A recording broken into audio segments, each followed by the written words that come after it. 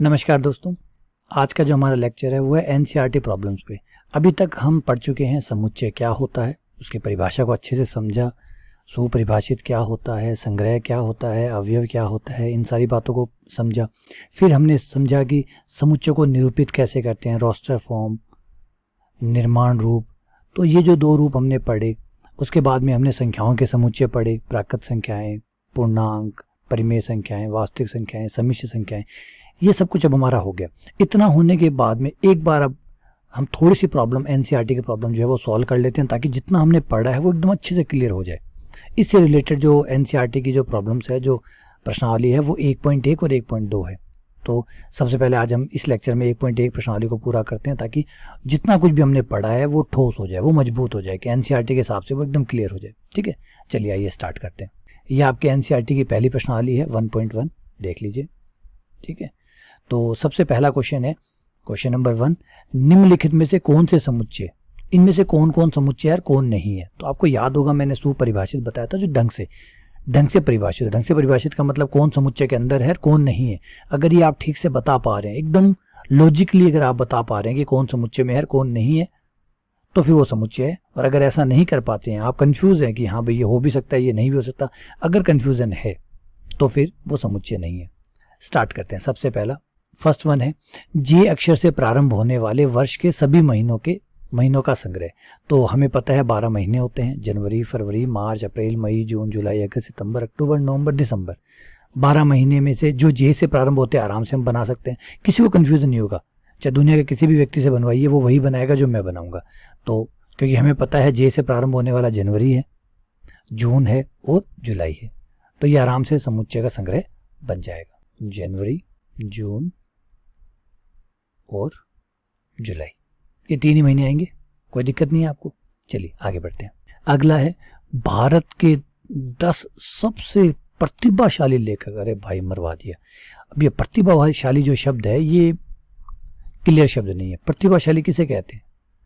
हर कोई प्रतिभाशाली है भाई, हर कोई प्रतिभाशाली है। जिसने बुक नहीं लिखी है वो भी प्रतिभाशाली है, क्योंकि वर्ड ही ऐसा ही है प्रतिभाशाली। हर किसी को अपना बच्चा, हर माँ बाप से पूछिए क्या उसका बेटा प्रतिभाशाली है या नहीं, हो गया बिल्कुल है।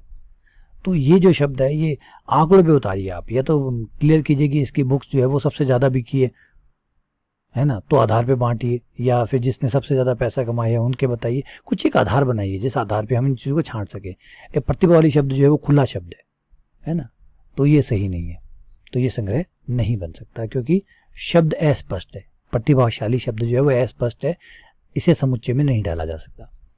अगला, विश्व के सर्वश्रेष्ठ 11 बल्लेबाज। भाई 11 बल्लेबाज लिखवाने होते तो लिखवा लीजिए, लेकिन ये सर्वश्रेष्ठ क्या है?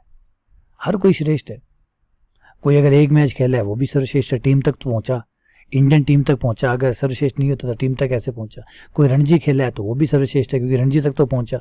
मैं तो कहीं नहीं पहुंचा, मेरे से तो बेहतर ही है भाई, रणजी तक पहुंच गया। तो ये एक्चुअली शब्द जो है ना सर्वश्रेष्ठ, हर कोई सर्वश्रेष्ठ है, हर कोई अपने आप में बेस्ट है, किसी न किसी तरीके से बेस्ट होगा ही होगा। तो ये शब्द भी अधूरा है। अधूरा शब्द होने की वजह से क्लियरिटी नहीं है, तो समुच्चय नहीं हो सकता। हाँ, ये बात एकदम सही है। आपकी कक्षा की सभी बालकों का संग्रह बिल्कुल बना देंगे। मैं कोई ना क्लास में पढ़ता हूँ, क्योंकि ये जो बुक है एनसीईआरटी के हिसाब से गलत नहीं है। आप सोचोगे सर मैं तो कोई क्लास में पढ़ता ही नहीं हूँ, मेरे बच्चों का, मेरे साथ पढ़ने वाले बालकों का संग्रह तो खाली। आप क्लास में नहीं पढ़ते हैं तो आपकी क्लास खाली समुच्चय बना दीजिए। और 11th वाले बच्चे जो है वो तो 11th में पढ़ते ही हैं, उनकी क्लास में तो कुछ बच्चे रहे होंगे 30, 40, 45 जितने रहे होंगे, वो तो उनका संग्रह बना देगा। और नहीं बनाएगा तो रजिस्टर जो है उससे नाम लिख लेगा किन किन के नाम है, कोई दिक्कत नहीं है, बनेगा बिल्कुल।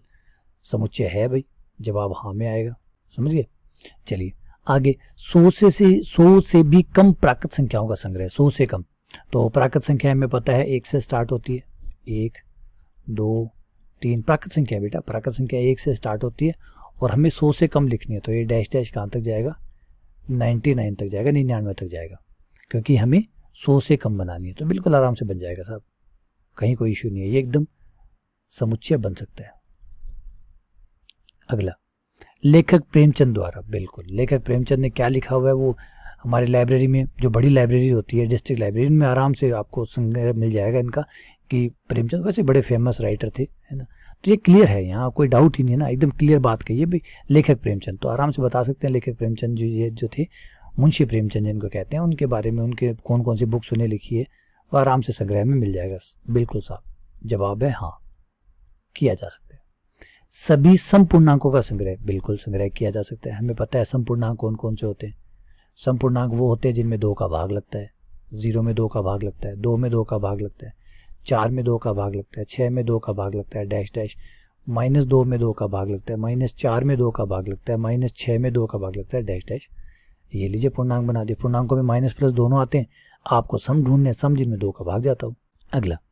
अगला है इस अध्याय में आने वाले प्रश्नों का संग्रह। तो बिल्कुल ये प्रश्नों का संग्रह इसने खुद ही कर रखा है। ये पहली प्रश्नावली में ये प्रश्न है, दूसरी में ये है, पहली प्रश्नावली का पहले क्वेश्चन में ये इसके छोटे पार्ट है, ये दूसरा क्वेश्चन है, ये तीसरा क्वेश्चन है, ये चौथा क्वेश्चन है, ये पांचवा क्वेश्चन है। संग्रह बना ही तो रखा है, ये संग्रह तो है। बिल्कुल साहब, कोई इश्यू नहीं है इसमें, जवाब हाँ में। अगला, विश्व के सबसे अधिक खतरनाक जानवर। मैंने पहले भी आपको समझाया खतरनाक क्या होता है। कोई खतरनाक नहीं है, किसी के लिए तो शेर भी खतरनाक नहीं है। राजा जो भरत थे वो तो शेर के दांत गिनते थे, तो उनके लिए तो शेर भी खतरनाक नहीं है। और हमारे लिए तो कॉकरोच भी खतरनाक है।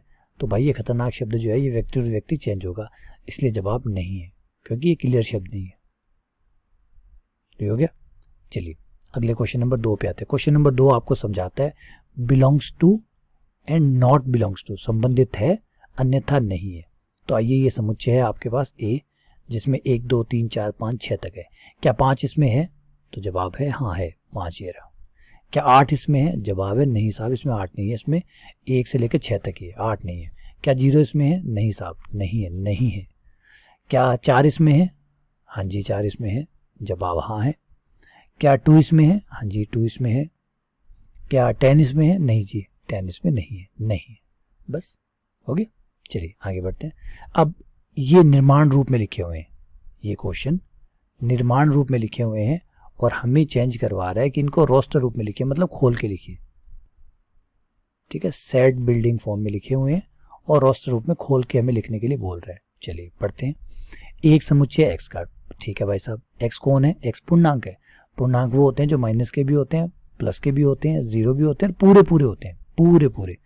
तो -3 से बड़ा और 7 से छोटा। तो -3 से बड़ा लेना है, तो बड़ा लेंगे तो -2 -1 0 +1 +2 +3 +4 +5 एंड +6। 7 से छोटा लेना बेटा, बराबर का चिन्ह नहीं है, बराबर तक नहीं जाना आपको, बराबर का चिन्ह नहीं है इसलिए बराबर तक नहीं जाना है। ठीक है ना, हो गया। चलिए बी पे आते हैं। बी एक समुच्चय एक्स का जहां संख्या 6 से कम प्राकृत संख्या है, 6 से छोटी। 6 से कम का मतलब है छोटी, यहाँ कम शब्द नहीं लिखना चाहिए, वैसे तो 6 से छोटी लिखना चाहिए, क्योंकि हम नंबरों को कम ज़्यादा में नहीं पढ़ते, हम छोटे या बड़े में पढ़ते हैं। तो 6 से कम, एक्चुअली जो इंग्लिश होती है उसका हिंदी रूपांतरण थोड़ा सा ऐसे ही प्रॉब्लम देता है। तो संख्या 6 से कम, 6 से कम प्राकृत संख्या 1 2, रिपीट करना बेटा, प्राकृत संख्याएं है ये, पूर्णांक नहीं है, भूल मत जाइएगा। पूर्णांक होता तो आंसर अलग होता, पूर्णांक होता तो अलग होता, पूर्णांक होता तो 0 भी आता, माइनस की भी आते, सब आते, क्योंकि सब 6 से छोटे होते हैं। लेकिन प्राकृत संख्या इसलिए 1 पे जाके खत्म हो जाएगी। ठीक है, सी पे आते हैं। सी एक समुच्चय है एक्स का जहां एक्स 2 अंकों की ऐसी प्राकृत संख्या है जिनका योग 8 है, जिनके अंकों का योग मतलब 2 अंकों वाली है, यानी एक इकाई का अंक है, एक दहाई का अंक है। इकाई और दहाई के अंक जो दोनों हैं उनका जोड़ 8 आना चाहिए। इकाई और दहाई के जो 2 अंक, 2 अंकों की संख्या होनी चाहिए बेटा। इसका मतलब है 1 से लेकर 9 तक तो चलेगा ही नहीं, 9 के बाद 10 से शुरू होगा, 10 11 12 13, उसमें दोनों को जोड़ना है, जोड़ 8 आना चाहिए। तो जोड़ 8 आने वाली कौन कौन सी संख्याएं हैं? सबसे पहले हमें मिलेगी 17, 17 के बाद हमें मिलेगी 26, 26 के बाद में हमें मिलेगी 35, और 35 के बाद हमें मिलेगी 44, 44 के बाद हमें मिलेगी 53, 53 के बाद हमें मिलेगी 62, 62 के बाद मिलेगी 71, और 71 के बाद मिलेगी 80, 80 के बाद में फिर कोई 2 अंकों की संख्या नहीं है जिसका जोड़ 8 आता हो। ठीक है, ये हो गया। अब अगला है हमें यहाँ आना है बेटा, इस पे 4th पे अभाज्य संख्याएं। बेटा पहले क्लियर कर दो, अभाज्य संख्याएं, अभाज्य संख्याओं का समुच्चय। कई बच्चे कंफ्यूज होते हैं अभाज्य संख्याओं में। देखिए अभाज्य संख्याओं में माइनस की नहीं आती, प्लस की आती है, और पूर्णांक आते हैं, और 2 से शुरू होता है, 1 इसमें शामिल नहीं होता। अब 1 क्यों नहीं होता, इसके लिए आप मेरा एक वीडियो देख सकते हैं, जिस वीडियो में मैंने समझाया हुआ है कि 1 जो है वो अभाज्य संख्या क्यों नहीं है, क्योंकि डिटेल से समझाया उसमें, 10-15 मिनट 20 मिनट का वीडियो है वो, उसमें पूरी समझाया कि 1 को अभाज्य संख्या क्यों नहीं कहते। अभाज्य संख्या 2 से शुरू होती है, 2 3 5 7 11 13 17 23 एंड 100, 19 और 23, 19 खा गया मैं बीच में, 19, 19 के बाद 23 एंड सो ऑन। इस तरीके से आप आगे चलते रहेंगे। एक नहीं आता, रिपीट करता हूँ, एक नहीं आता, माइनस का नहीं आता, ठीक है।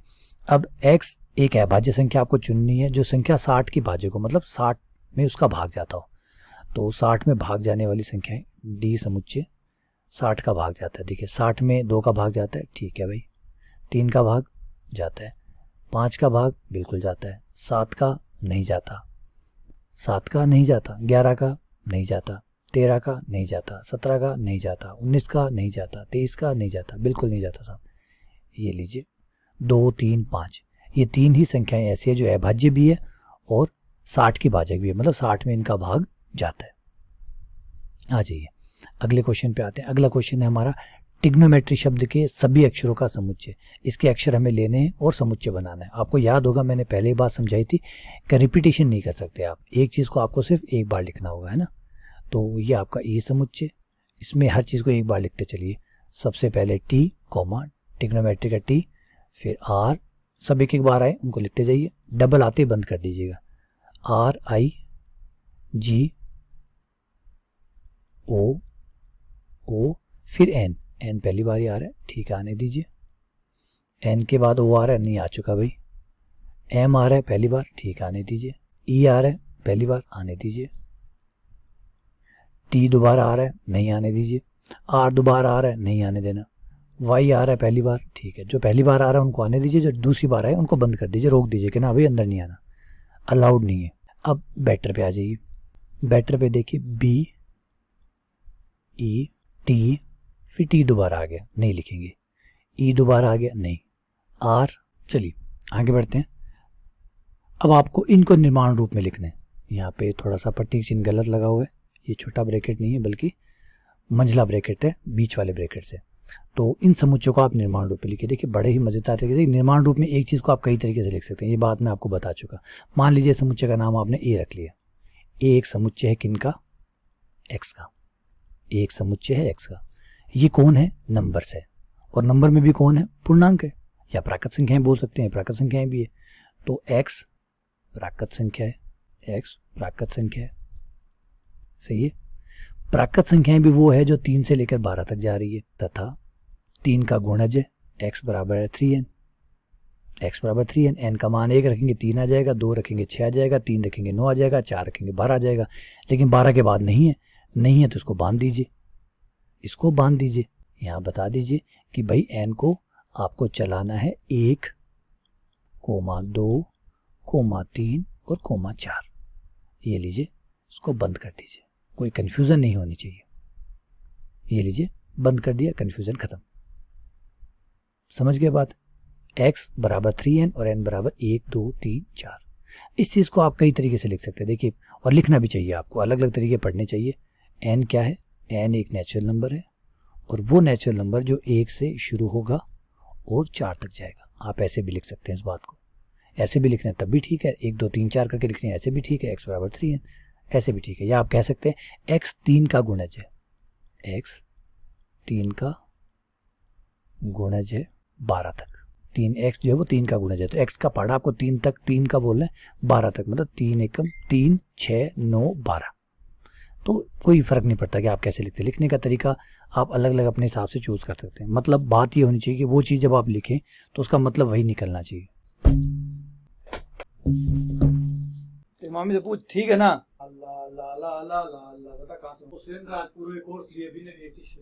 कॉलेज वालों को तो पक्की देनी, फर्स्ट ईयर वालों को, क्योंकि वो कॉलेज जाएंगे तो प्रचार करेंगे। चलिए अगला क्वेश्चन देखिए। 2, 4, 8, 16, 32। अगर हम इसे देखें तो यह है 2 to the power 1, 2 to the power 2, 4 जो है वो 2 to the power 2 हो गया, 8 जो है वो 2 to the power 3 हो गया, ये 2 to the power 4 हो गया, क्योंकि 16 है, ये 2 to the power 5 हो गया।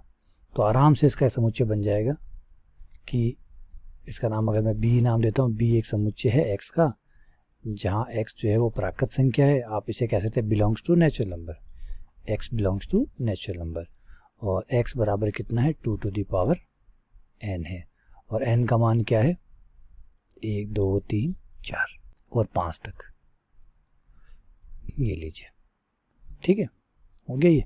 चलिए आगे बढ़ते हैं। अगला भी कुछ ऐसा ही है, आप देख पा रहे 5 की पावर 1, 5 की पावर 2, 5 की पावर 3 और 5 की पावर 4। बस सेम यहाँ पे 5 की पावर n आ जाएगा, n का मान 1 2 3 4 तक चलेगा। अगला है 2 4 6, ये आ गया आपका सम प्राकृत संख्या है। प्राकृत संख्याएं तो है, माइनस की तो नहीं है ना इसमें, तो प्राकृत संख्या है लेकिन वो भी सम वाली, तो सम प्राकृत संख्या, इवन नेचुरल नंबर। और अगर आप इसे देखें तो ये आपका बनता है 1 की पावर 2, 2 की पावर 2, 3 की पावर 2 और लास्ट में 10 की पावर 2। यानी ऊपर पावर सेम है, नीचे नंबर चेंज होते जा रहे हैं। ठीक है, तो इसका समुच्चय जब आप बनाएंगे तो समुच्चय x का, जहाँ x प्राकृत संख्या है, x एक प्राकृत संख्या है तथा x बराबर है आपका n स्क्वायर, x बराबर n स्क्वायर और n जो है वो क्या है, वो नेचुरल नंबर है और ऐसा नेचुरल नंबर है जो 1 से लेकर 10 तक जाता है। 1 रखेंगे तब 1 आ जाएगा, 2 रखेंगे तो 2 का स्क्वायर 4 आ जाएगा, 3 रखेंगे तो 3 का स्क्वायर 9 आ जाएगा, डैश डैश 10 तक 10 का स्क्वायर 100 आ जाएगा। ठीक है, तो ये लीजिए हमारा निर्माण रूप में दिया गया था और इसे हमने रोस्टर रूप में दिया था, निर्माण रूप में हमने चेंज कर दिया। आइए आगे चलते हैं। सभी अवयवों के सदस्यों की सूची बनाइए। ये जो कह रहा है उनकी सूची बनाते, तो यानी ये निर्माण रूप में दिया गया, रोस्टर रूप में लिखना है, क्योंकि सूची बनाना मतलब रोस्टर रूप हो गया। तो ये विषम प्राकृत संख्या है, तो बेटा विषम प्राकृत संख्या कौन से? प्राकृत संख्या जो 1 2 3 4 चलती है उसमें से विषम, जिनमें 2 का भाग नहीं जाता हो, 2 का भाग नहीं जाता हो, तो 1 3 5 7 9 11 एंड 100 चलती जाएगी। ये समुच्चय बन गया। अब भी एक समुच्चय x का, जहाँ x पूर्णांक है, पूर्णांक मतलब पूरा अंक है, -1/2 से लेकर 9/2 तक, -1/2 यानी माइनस का 0.5 और 9/2 यानी 4.5। अब माइनस के 0.5 से बड़ा हो, 4.5 से छोटा हो, तो आ जाएगा 0 1 2 और फाइनली 4, क्योंकि 4.5 से छोटा पूर्णांक जो होगा वो 4 होगा, 3 होगा, 2 होगा, 1 होगा, 0 होगा, और -0.5 से बड़ा लेना है इसलिए 0 से शुरू करेंगे और 4 तक चलेगा। अगला यहाँ पे कह रहा है कि यहाँ ये थोड़ा क्वेश्चन बड़ा प्यारा है, इसको थोड़ा सा हमें ध्यान देके करना पड़ेगा। x पूर्णांक है, x स्क्वायर 4 से छोटा होना चाहिए। देखिए अब x के मान रखने शुरू कीजिए, पूर्णांक है मान रखते जाइए, जिनका स्क्वायर 4 से छोटा है या 4 के बराबर है। ठीक है, आइए ये मैं समुच्चय का डिजाइन बना लेता हूँ। सबसे पहले 0 रखिए, 0 अलाउड है, 0 का स्क्वायर 0 आएगा जो कि 4 से छोटा होगा, सही है, 0 काम कर रहा है। 1 रखिए, पूर्णांक रखने बेटा, पूर्णांक में 0 1 2 3 4 5 -1 -2 3 4 सब आते हैं, मैं रखता जब तक अलाउड करता जाएगा, जब तक ये मुझे परमिशन देता जाएगा मैं रखता जाऊंगा, जब परमिशन नहीं देगा मना कर देगा। ठीक है, 0 रखा, काम कर रहा है। 1 रखा, 1 का स्क्वायर 1 1 1 4 से छोटा होता है, सही है, ठीक है भाई। 2 रखा, 2 का स्क्वायर 4 4 से छोटा तो नहीं है लेकिन 4 के बराबर है तो 2 भी चल जाएगा। 3 रखेंगे तो 3 का स्क्वायर 9 आएगा, 9 जो है वो 4 से छोटा नहीं होता, नहीं चलेगा, 3 नहीं चलेगा। 4 का स्क्वायर 16 भी बड़ा हो जाएगा। फिर आगे बढ़ते जाएंगे तो अब तो नहीं होगा, तो ये यहाँ पे ख़त्म हो गया। माइनस की तरफ और चल लेते हैं। माइनस का 1 रखा, -1 का स्क्वायर +1 आ गया, +1 4 से छोटा है, ठीक है। माइनस का 2 रखा, माइनस के 2 का स्क्वायर प्लस का 4 आया, 4 के बराबर है, चल जाएगा, क्योंकि ये बात ये कह रहा है माइनस का 2। अच्छा, माइनस का 3 नहीं चलेगा, क्योंकि माइनस के 3 का स्क्वायर 9 आएगा और 9 जो है वो 4 से बड़ा होता है ना कि छोटा होता है, तो ये नहीं चलेगा। तो सिर्फ 4 चीज़ें हैं, 0 1 2 -1 -2, मतलब 5 होगी, 1 2 0 -1 -2, यही संख्या अलाउड होगी, यही चलेगी। ठीक है ना, आप रख के देख लीजिए भाई, जो हमें कह रहा है कि पूर्णांक लेने, पूर्णांक तो बहुत सारे होते हैं, उनमें से कौन से लेने जिनका स्क्वायर 4 से छोटा है या 4 के बराबर है, तो वो पूर्णांक छांट लिए जिनका स्क्वायर 4 से छोटा, जिनका स्क्वायर जो है वो 4 से छोटा या 4 के बराबर आता है। चलिए आगे बढ़ते हैं।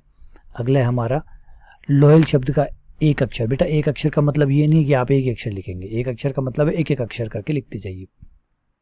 ठीक है ना, यहाँ पे बच्चे कई बार कंफ्यूज हो जाते हैं कि एक शब्द लिखना है, एक अक्षर लिखना है, एक अक्षर नहीं लिखना है, एक करके सारे लिखने और अलग अलग करके। एल आ गया, ठीक है, ओ आ गया, ठीक है, वाई आ गया, ठीक है, ए आ गया, ठीक है, फिर एल नहीं, अब दोबारा नहीं आएगा क्योंकि रिपीट नहीं करते, समुच्चय में रिपीट नहीं किया जाता। अगला एक्स वर्ष का एक ऐसा महीना है जिसमें 31 दिन नहीं होते हैं, उनके महीनों के नाम रखिए। तो फरवरी है जिसमें 31 के दिन नहीं होते, फरवरी के बाद में अप्रैल है जिसमें 31 का महीना नहीं होता, है ना। अप्रैल के बाद में मई में 31 होते हैं, जून में 31 नहीं होते, जुलाई में होते हैं, अगस्त में होते हैं, सितंबर में नहीं होते, अक्टूबर में होते हैं, फिर नवंबर में नहीं होते। तो ये समुच्चय तैयार हो गया जिसमें 31 दिन नहीं होते, चाहे 29 हो 30 हो, लेकिन 31 नहीं होने चाहिए। अंग्रेजी वर्णमाला का एक व्यंजन जो के से पहले आता हो, के से पहले ए आता है, व्यंजन के नाम लिखते हैं, सॉरी मैं स्वर के नाम लिख रहा हूँ, ए स्वर है, व्यंजन नहीं है।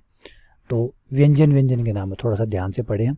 व्यंजन के नाम लिखते हैं तो ए नहीं आएगा, बी आएगा, सी आएगा, डी आएगा, ई नहीं आएगा क्योंकि ई स्वर है, एफ जी एच, आई नहीं आएगा क्योंकि स्वर है, जी, फिर के आ गया, के से पहले आता है इसलिए यहाँ पे खत्म कर दिया। ठीक है, चलिए आगे बढ़ते हैं। लास्ट क्वेश्चन नंबर 6 पे मिलान कीजिए कौन सा किसके साथ है। इधर तो जो लिखे हुए हैं वो तो सारे के सारे हैं हमारे रोस्टर फॉर्म, इधर सारे लिखे हुए हैं निर्माण रूप। मिलाना है कौन सा किसके साथ मैच करता है। सबसे पहले एक अभाज्य संख्या जो 6 की भाजक है, अभाज्य संख्या जो 6 की भाजक है। अभाज्य संख्या में 1 नहीं आता बेटा, याद रखिए, 2 आता है, 6 में 2 का भाग जाता है, ठीक है, 3 का भाग जाता है, ठीक है, 3 के बाद आती है 5, 7, 11, ये नहीं है, तो ये इसके साथ मैच होता है, ये रहा, क्योंकि 2 और 3 ही अभाज्य संख्या है जिसमें जो 6 को विभाजित करती है, 6 की भाजक है, तो ये इसके साथ मैच हो गया। फिर है संख्या 10 से कम एक विषम प्राकृत संख्या, 10 से कम होनी चाहिए और विषम प्राकृत संख्या होनी चाहिए। विषम होगी तो 1 होगा, 3 होगी, 5 होगी, 7 होगी और 9 होगी, 1, 3, 5, 7, 9, ये देखिए ये रहा, ये इसके साथ हो गया। ठीक है, अगला एक प्राकृत संख्या जो 6 की भाजक है, प्राकृत संख्या होनी चाहिए 6 का भाजक होनी चाहिए, तो प्राकृत संख्या 1 6 का भाजक है, 2 6 का भाजक है, 3 6 का भाजक है, 6 6 का भाजक है, ये लीजिए ये इसके साथ आ गया। बेटा फर्क देखिए दोनों में, यहाँ अभाज्य संख्या थी, यहाँ प्राकृत संख्या है, तो प्राकृत संख्या में 1 भी होता है, 2 भी होता है, 3 भी होता है, 4 5 6 सब होते हैं, तो उनके हिसाब से हमें देखना है। यहाँ अभाज्य के हिसाब से देखना, तो अभाज्य में 1 नहीं आता, 2 आता है, 3 आता है, 5 आता है, 7 आता है, फिर डैश डैश आगे चलता है। तो अगला लास्ट अपने आप बच ही गया मैथमेटिक्स, तो ये मैथमेटिक्स का ही हुआ, तो ये इसके साथ, ये लीजिए फाइनली 1.1 एक्सरसाइज हमने एनसीईआरटी की कंप्लीट कर ली। उम्मीद करता हूँ कि हमने जो पढ़ा है वो पर्याप्त है इसको समझने के लिए, और अभी भी अगर आपको इसमें कोई डाउट है, कोई चीज़ है जो नहीं समझ में आई हो, तो मुझे ज़रूर बताइएगा, मुझे मैसेज करके बताइएगा कि आपको क्या नहीं समझ में आता, कि अगले लेक्चर में मैं इसको कवर कर लूँ। ठीक है, चलिए बहुत बहुत धन्यवाद, शुक्रिया।